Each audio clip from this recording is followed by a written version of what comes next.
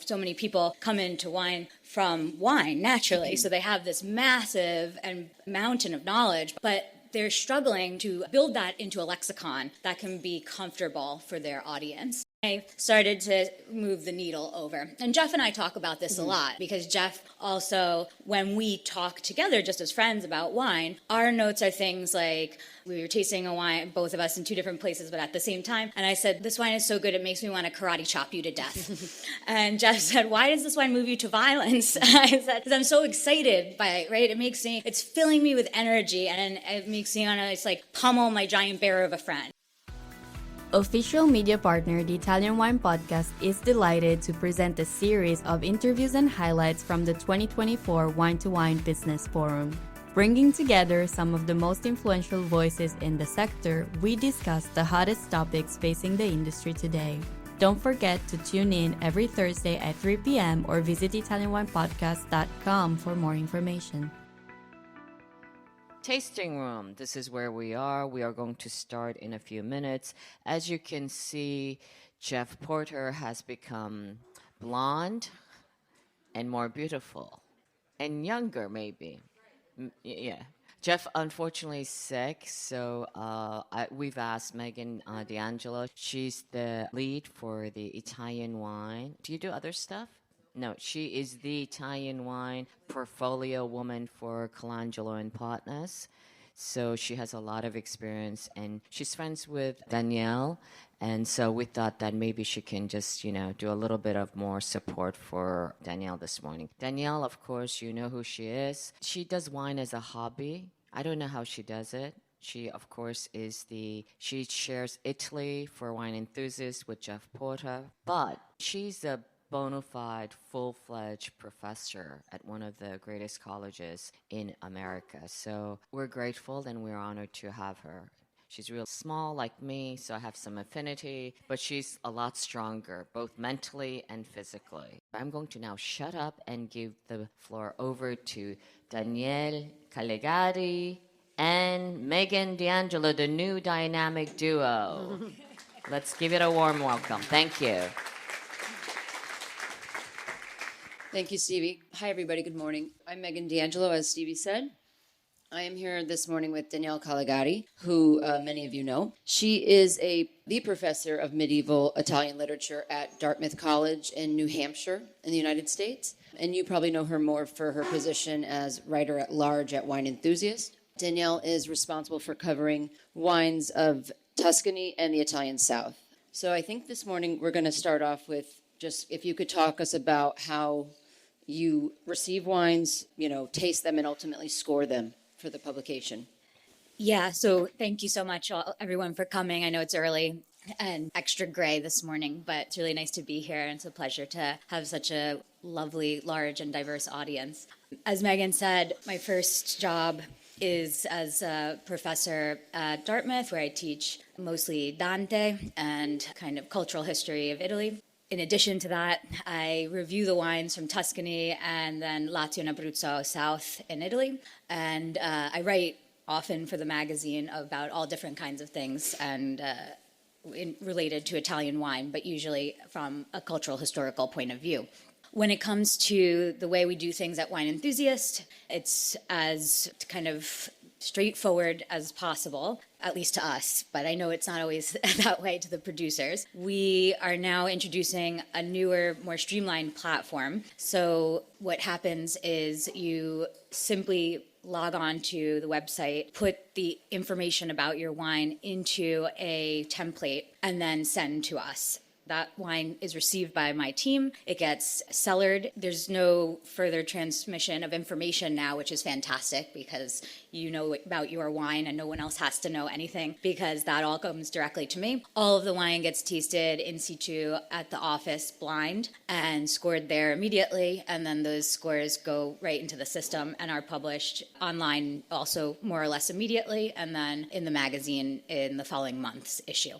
There's a lot of wine. Jeff and I are tasting around 4,000 wines a year now together. Neither one of us does this full time. Jeff does all kinds of other things, as you know. no doubt, because he's been around for longer than I have, not just because he's a very old man, but also because he's done this full time, whereas I was doing a PhD in a subject that guaranteed that I would make even less money than I would later as a freelance wine journalist. So that's just a little bit of a layout of how we do things at the magazine. One of the reasons why I wanted to depart from that information is because what we're here to discuss is how Jeff and I are trying to move towards a different model of talking about wine for our readers. Also, what are the pros and cons to that model, right? And why does that tasting processes seem to always kind of be a struggle for these wineries and, just problematic reasons? So let's start from the way that you would taste technically, which I'm sure everybody here is familiar with, but it's a good process and we have the wine in front of us anyway, so why not, right?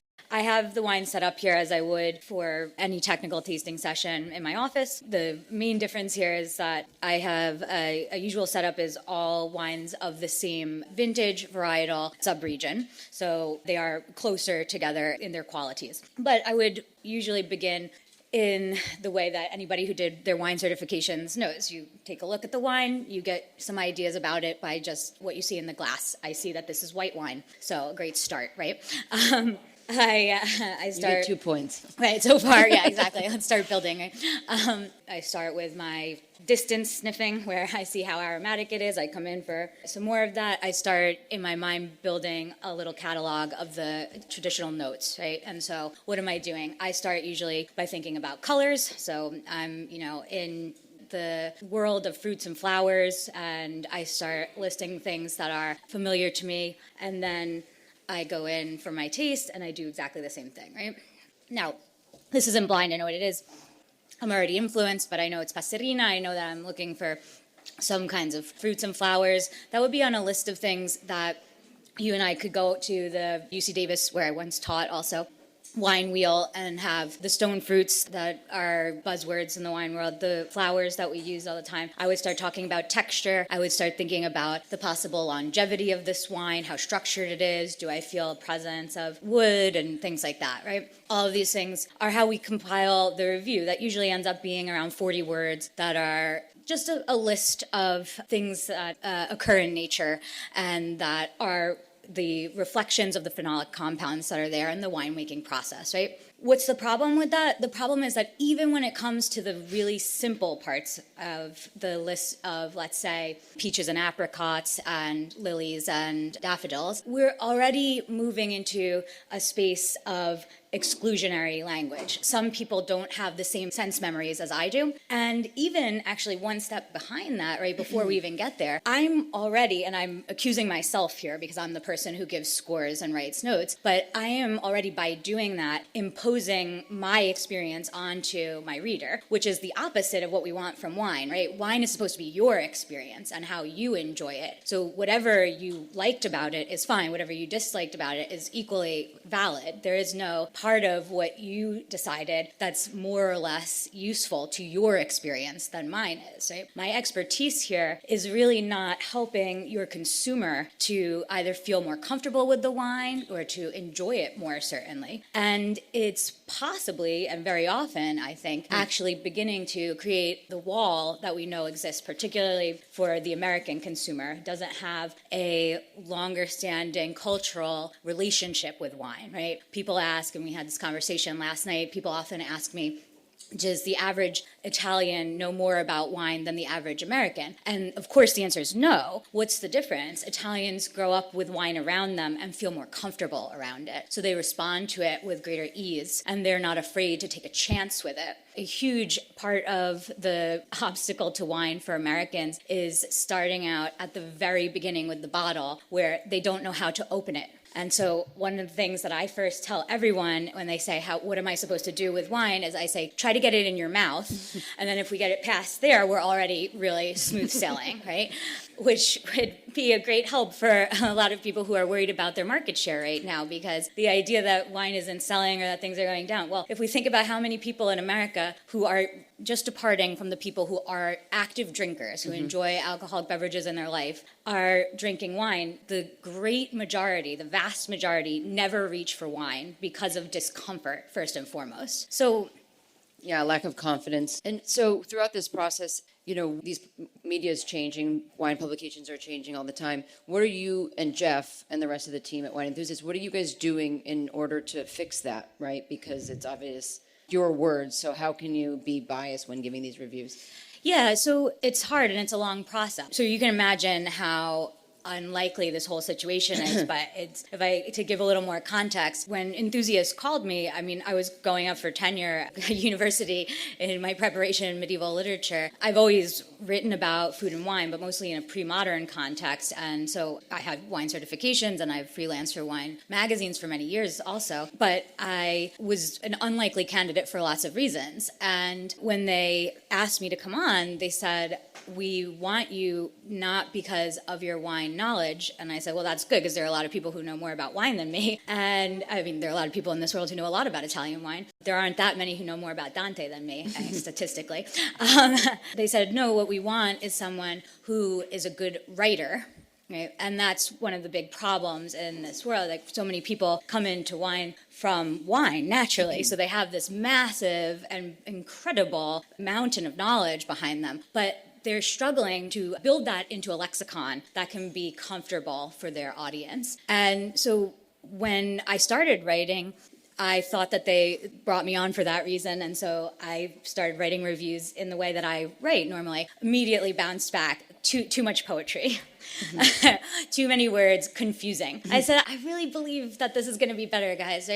So I swung all the way back in the opposite direction. I started writing super traditional technical notes about the wine was made, the way that the Centuri traditional notes that you would list, all of those things. So now I've been there for long enough and people feel a little more confident in my abilities, and I started to move the needle over. And Jeff and I talk about this a lot because Jeff also, when we talk together just as friends about wine, our notes are things like, we were tasting a wine, both of us in two different places, but at the same time. And I said, this wine is so good, it makes me want to karate chop you to death. And Jeff said, why does this wine move you to violence? I said, because I'm so excited by it, right? It's filling me with energy, and it makes me want to, it's like pummel my giant bear of a friend, right? It's like, and so we're starting to try to bring just first and foremost, the excitement and the optimism, that's a word that we try to use a lot, the optimism that we feel about wine into the way that we talk about it.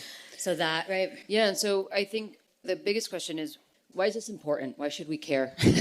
Yeah. Why the process and ultimately these scores, why do they matter? So let's talk a little bit about... to U.S. consumers yeah, specifically. Absolutely. So let's talk about even the scores and the notes. Right? We're here, and in front of us we have 3 wines that are objectively good. They are correct wines. I tasted them. If you haven't tasted them yet, you can tell. These wines are not faulted. Jeff and I selected them when he was supposed to be here. They were his choices. So, but Thanks, I agreed. Yeah, we think of them as good representatives of their category, good values for how they're made, and the thoughtfulness behind them. This is an exciting panorama in terms of the regions that it represents, the style, and the varietals. But it's also a problem because of that, right? So all of these wines are good, and as anybody here who's tried to go selling wine knows, you can't simply say, this wine, you should have this wine on your list, or you should distribute this wine, or you should have this wine in your supermarkets because it's good. All Italian wine is good. It's great news for me. I don't taste a lot of bad wine. It's very rare, in fact, that a bad wine comes in front of me. It might not be to my taste, but the wine is objectively good. So once we get there, then what do? Now you have wine and it's all good, and different people like different things, right? All cookies are good too. Just not everyone likes Oreos as much as they like Chips Ahoy or Ringo, right? Sorry, we use Italian references, yeah. Speaking Mulino Bianco language. Yeah, exactly, right? That Antonio Banderas commercial. Right? So you have to give somebody something to hold on to that separates these things, right? So what's exciting about this? I objectively think that these are all good. I believe that these wines are all objectively good. I also happen to like all of these wines. I would drink them all for pleasure anytime. What is it that I'm going to tell someone that allows them to select it against all of the other options in front of them? Because we know that the world of wine is vast, even if we just limit ourselves to Italy. And in an American scenario, you're not in a store that has only Italian wine, or rarely you are, right? No, right. So why am I excited about these? Well, first of all, we have 3 wines here that are off map when it comes to wider world. We have a Passerina, so it's from Abruzzo, It's a region that people may have familiarity with because it has had traction in the last decade for sure, but it's a varietal that's different. So we can talk about the history, that why is this less produced? What makes this something that still has appeal despite not having as much of production in recent years? I mean, I'm talking long history, sorry, to be clear. When we come to this Lambrusco, the fact that it's a metodo classico is wild. Thinking about cultural distinctions here, this is a time of year where everyone in America is asking you, what can I drink when I'm at Thanksgiving with my family? And I go, look at this, right? I mean, this could take you from the first disgusting weird thing that your aunt made and is laying on the table all the way through to the 18 different pies that are... That no one's going to eat. That no one's going to eat and nobody's going to want 3 weeks later when they're still sitting there, right?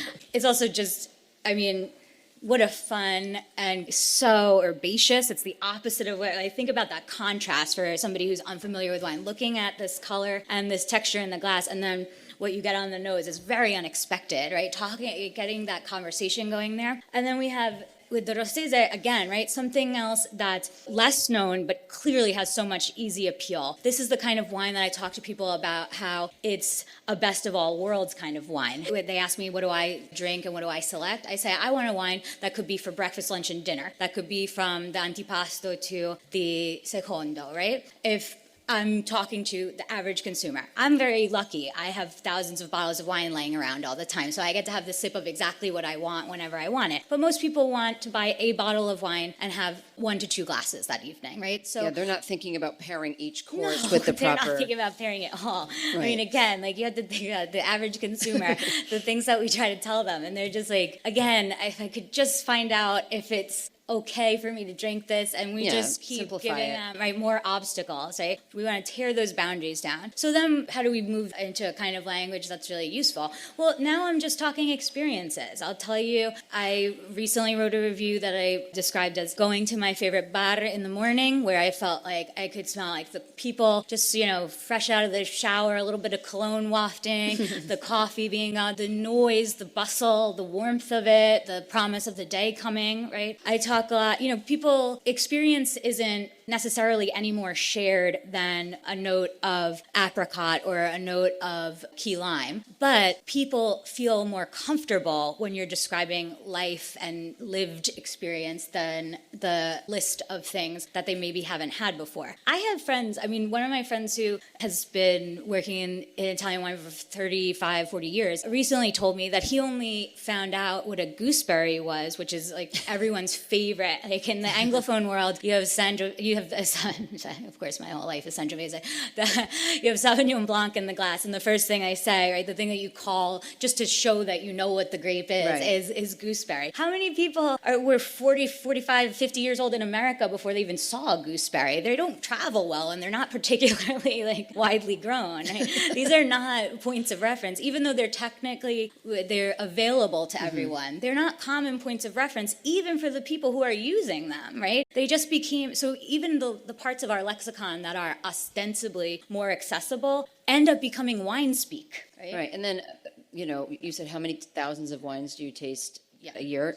With traditional tasting notes, it gets frankly repetitive, and it's not distinctive from one wine to the next, right? There's only so much you can do tasting all those wines with certain language. Absolutely. So when I'm thinking about how I'm going to express these things, what I'm also thinking then is, how am I inserting my personality into these things? And that's where we get to the question of AI also, right? What's the difference between me writing about a wine or talking about a wine versus someone just compiling stuff that I wrote, other people wrote in the past, and just spitting it out in a new and maybe even more efficient and a more immediately utilitarian mode. Well, the difference is that this is the same reason why my students at Dartmouth take class with me rather than another professor, because they want to hang out with me. It's not Dante. They like Dante too, luckily, right? But they want to hear it from someone specifically, someone they feel comfortable with, someone they have a shared set of values with.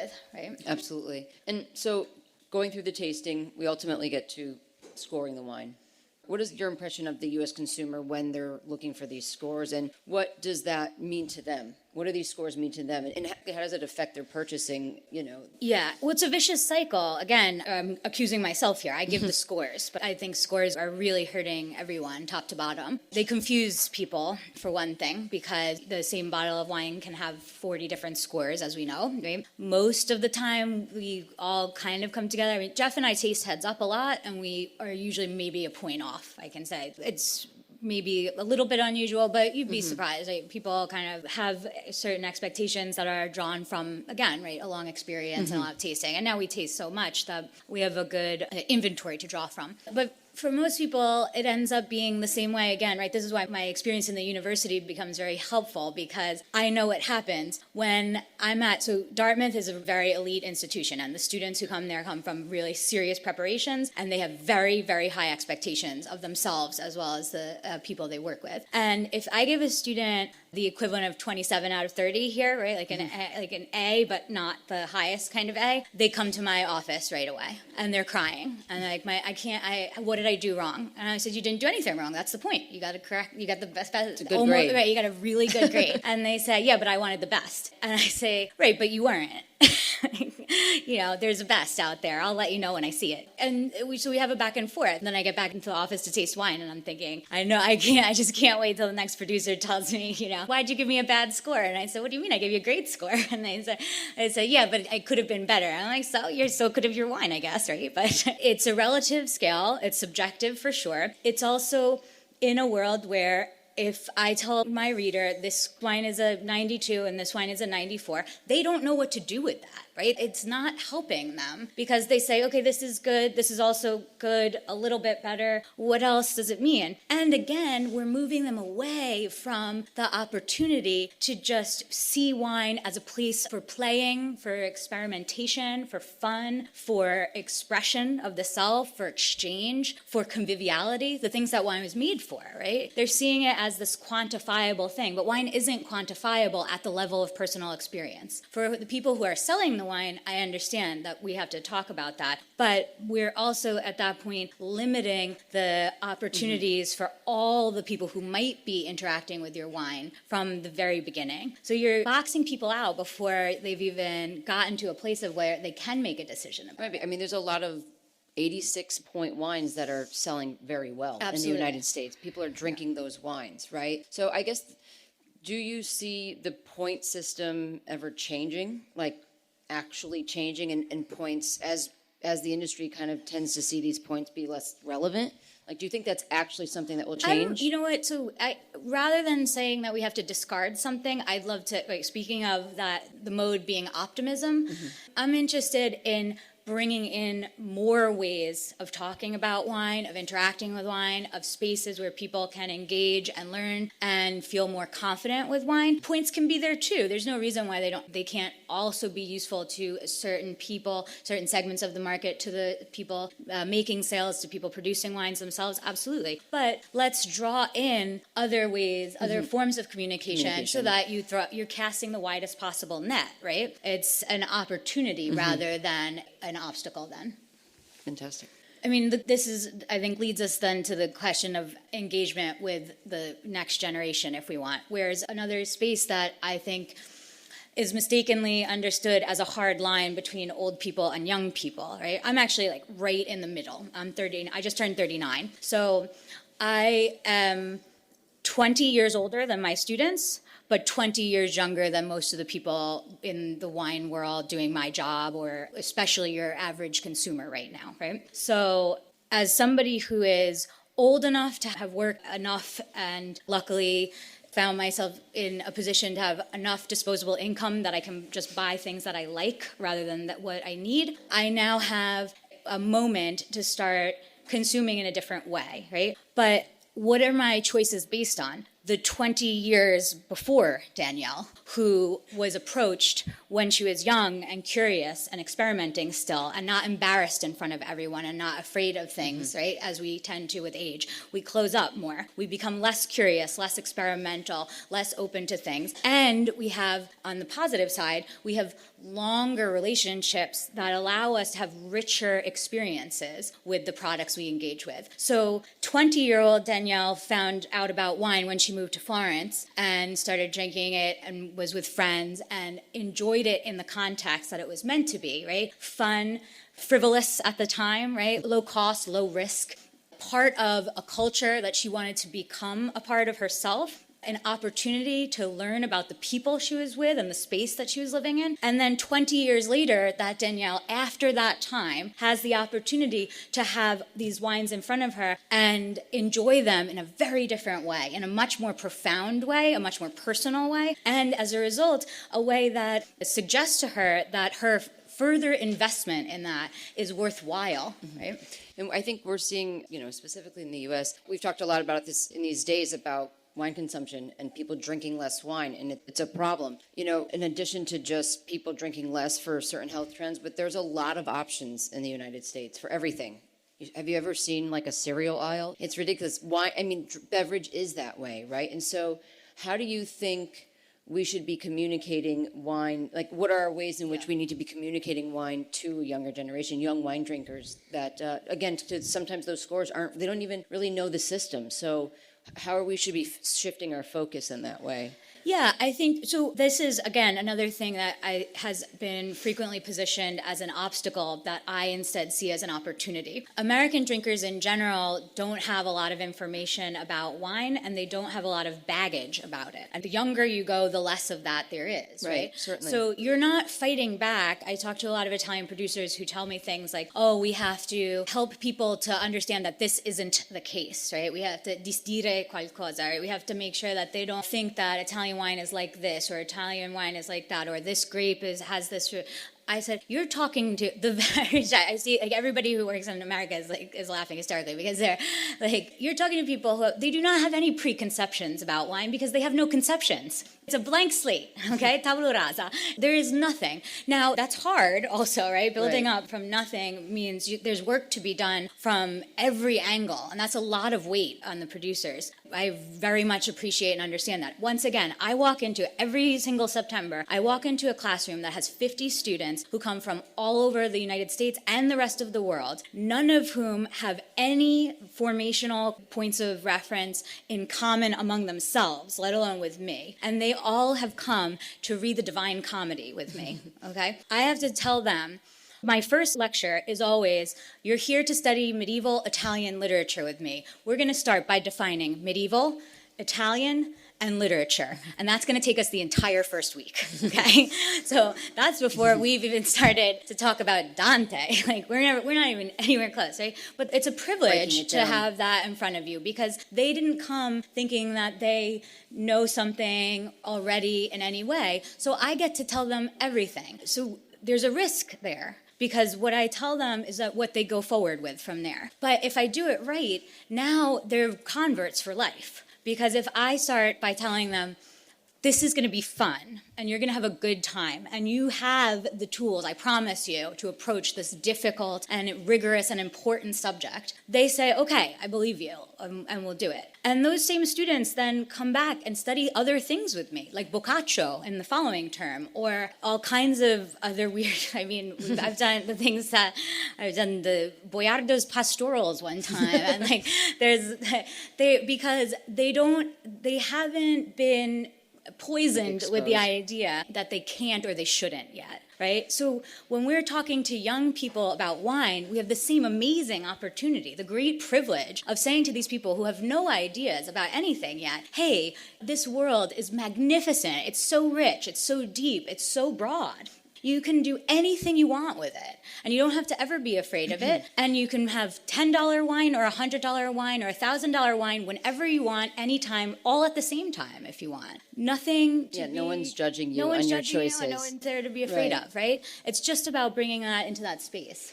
And so back to your process and Jeff's process at the publication, it's changed a bit, as we said. So as far as like timing goes, there's, let's say, open enrollment, if you will. So how does that process look compared to what you were doing before? I don't... Because before you guys were based like on a calendar system, and so I think there was a lot of maybe anxiety about like missing a deadline and that kind of stuff. So how does that work now? So this is, one of the things that we have tried to change and has been changed is that there's no limit anymore, and this was also one of my choices. I said that I am not limiting the types, qualities, anyone who wants to send wine, as long as it adheres to our basic principles, which is it's available in the U.S. market, because if we're writing and talking about wine, it has to be available to the people who we're talking to. It has to be legally distributable, so it has to be bottled correctly and ready to go when it comes to us. And there are a couple of other technical elements like that. But as long as that's it, you can send me your wine. And I do not taste in any particular order or privilege anybody in any way. The only thing that I tell my team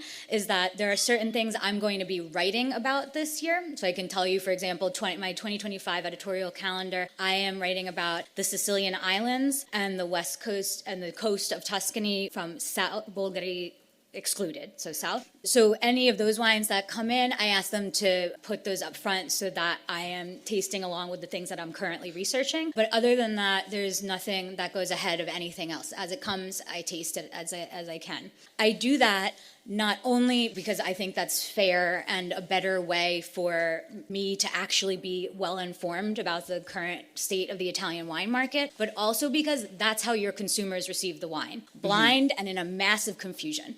Right? And sometimes you're tasting wines like on site, let's say in Italy, and sometimes you're tasting them in the New York office. I think Jeff does the same thing. Yeah, that's true. So a little bit about that process. Like, if I'm a winery, I know a lot of those communications come through the consortium. So can you just talk about that, the difference and how you do that? If we do a tasting in Italy, it has to be, again, in the search for fairness. It has to be something sponsored by either the DOC or the consortio, so that wines from a region are represented all together. No single winery can be the sponsor of a tasting and can be individually represented, everybody together. And again, this is because of the way the wine is then received as well, right? Because this gives me actually a useful panorama. I see how wines of a certain subregion are performing if they are representing themselves in a way that's coherent. Yeah.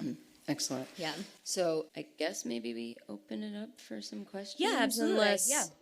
Yeah. Do you want to do like a proper technical tasting? Well, let's talk about them together then. So how would you describe these wines? Fruity. Okay, yeah. So if I were writing my traditional notes, sorry, I thought my description at the beginning was, I guess Stevie doesn't like that, but she never does. She wasn't paying attention. Okay. So if I were doing my old school model, I would start with the fact that I actually get more floral right now off the top of this.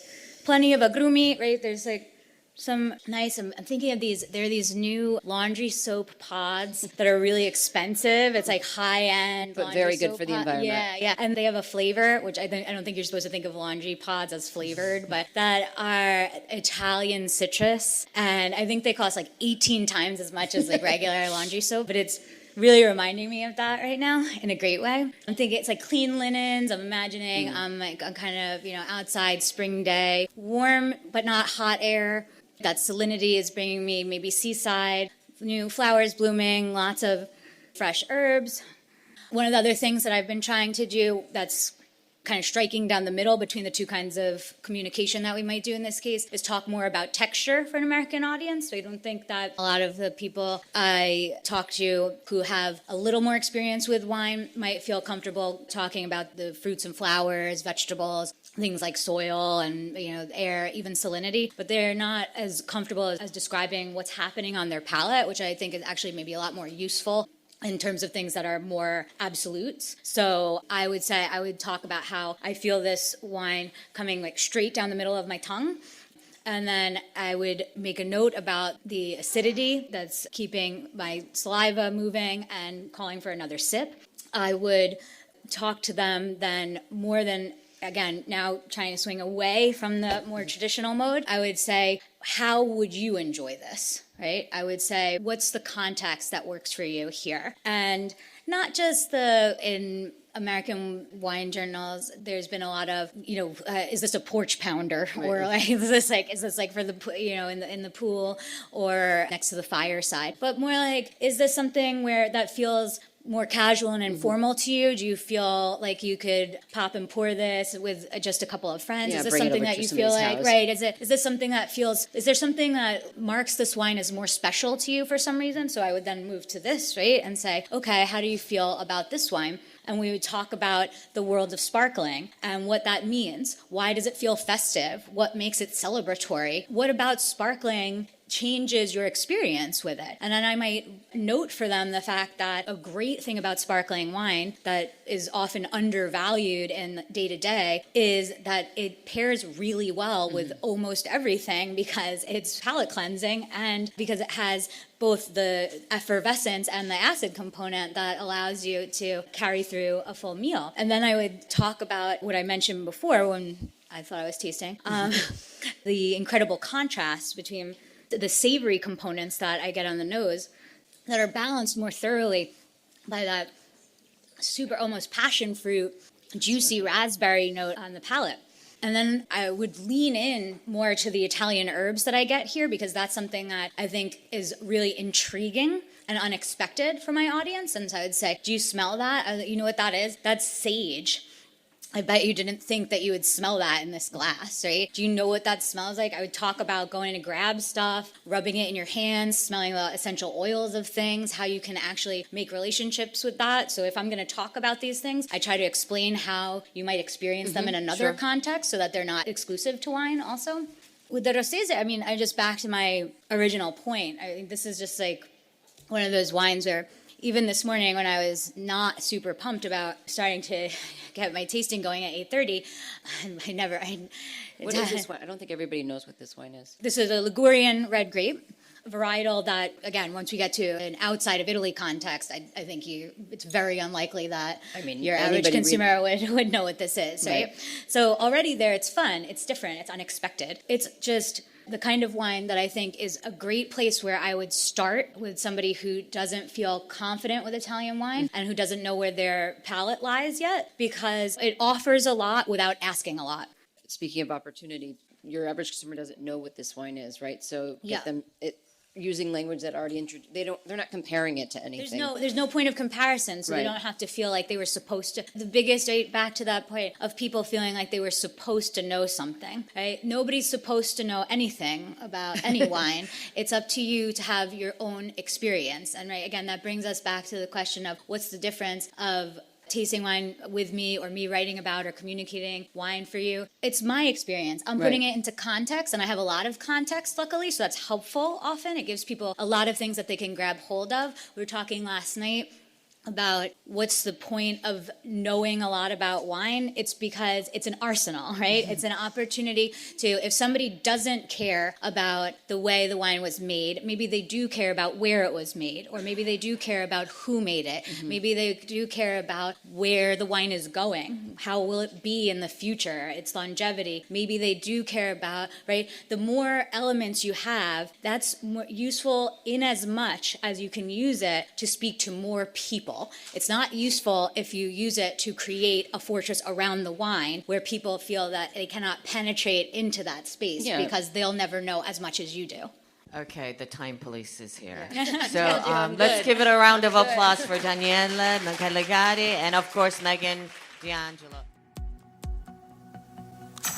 Listen to the Italian Wine Podcast wherever you get your podcasts. We're on SoundCloud, Apple Podcasts, Spotify, Himalaya FM, and more. Don't forget to subscribe and rate the show. If you enjoy listening, please consider donating through ItalianWinePodcast.com. Any amount helps cover equipment, production, and publication costs. Until next time, cin cin.